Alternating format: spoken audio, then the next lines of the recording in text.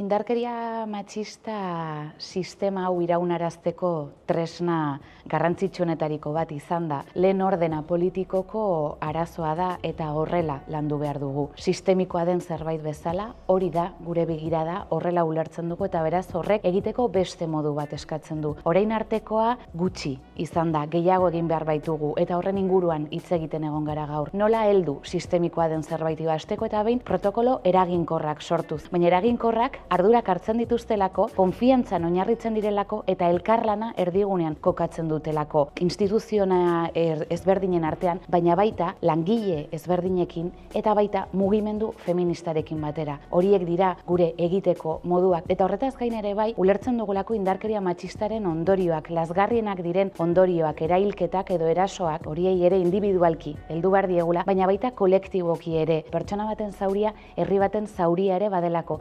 Eta horri, elkarlanean heltzea bada, gauzak beste modu batean ulertzea, bada indarkeria matxista erdigunean kokatzea eta bereziki eraldaketarako tresna bilakatu ahal izatea. Hezkuntzatik hasita pedagogia feminista erdigunean, memoria guneak sortuz eta zaintzarako espazio konpartituak sortuz. Horretaz hitz egiten egon gara, hori baita gure begirada eta hori da gure egiteko modua.